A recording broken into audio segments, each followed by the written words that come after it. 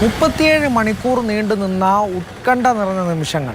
ഒടുവിൽ ഇന്ന് പുലർച്ചെ 2 മണിയോടെ ആ സന്തോഷ വാർത്ത കേരളത്തെ ഒന്നടങ്കം തേടിയെത്തി. പൂനെ ലോണാവാഡയിൽ നിന്ന് മലപ്പുറം താനൂരിൽ നിന്ന് കാണാതായ 2 വിദ്യാർത്ഥിനികളെയും കണ്ടെത്തി.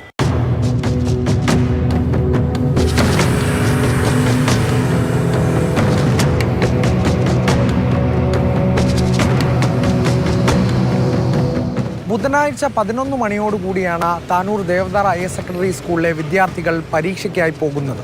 സ്കൂളിൽ എത്താത്തതിനെ തുടർന്ന് അധ്യാപകർ വീട്ടിൽ വിവരം അറിയിച്ചു. തൽക്ഷണം വൈകാതെ വീട്ടുകാർ പോലീസിൽ വിവരം അറിയിച്ചു. പിറ്റേന്ന് ടവർ ഉൾപ്പെടെ ലൊക്കേറ്റ് ചെയ്തുകൊണ്ട് പോലീസിൻ്റെ കാര്യക്ഷമമായ അന്വേഷണം. വൈകിട്ട് 6 മണിയോടുകൂടി ആദ്യ CCTV ദൃശ്യങ്ങൾ കിട്ടി. വിദ്യാർത്ഥിനികളെ താനൂർ റെയിൽവേ സ്റ്റേഷനിലുള്ള ദൃശ്യങ്ങളായിരുന്നു അത്.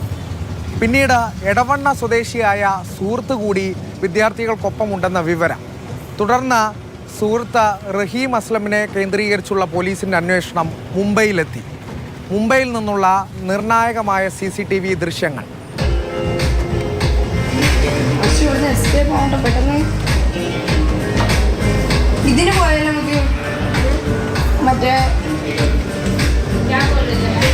പിന്നീട് ആ സലൂണിൽ നിന്ന് വിദ്യാർത്ഥികൾ എങ്ങോട്ടേക്ക് പോയെന്ന യാതൊരു നിശ്ചയവുമില്ല. ഉദ്വേഗജനകമായ നിമിഷങ്ങളിലൂടെയാണ് കേരളം കടന്നുപോയത്. ലൊക്കേഷനുകളിലൊക്കെ വൈരുദ്ധ്യം, ട്രാക്കിങ്ങുകളിലെ വൈരുദ്ധ്യം പോലീസിനെയും സന്നദ്ധ പ്രവർത്തകരെയും ഒക്കെ ആശങ്കയിലാക്കി. ഒടുവിൽ 9 മണിയോടുകൂടി കേരള പോലീസിന് കിട്ടിയ ട്രാക്ക് സിഗ്നൽ ഏറെ നിർണായകമായി. വിദ്യാർത്ഥികൾ ട്രെയിൻ കയറി എന്നുള്ളത് ഉറപ്പിച്ചു. മുംബൈയിൽ നിന്നുള്ള ചെന്നൈ എഗ്മോർ എക്സ്പ്രസിൽ വിദ്യാർത്ഥികൾ ഉണ്ടെന്നായി സൂചന. മുംബൈ ACP നൽകിയ വിവരത്തിൻ്റെ അടിസ്ഥാനത്തിൽ RPF നടത്തിയ പരിശോധനയിൽ വിദ്യാർത്ഥികളെ കണ്ടെത്തി. ആശ്വാസവാക്കുകളുമായി മലയാളി സമാജം പ്രവർത്തകരും വിദ്യാർത്ഥികളെ കണ്ടു. ഒപ്പം തന്നെ രക്ഷിതാക്കളെ വീഡിയോ കോൾ ചെയ്ത് കാണിച്ചു. ആശ്വാസത്തിൻ്റെ നിമിഷം.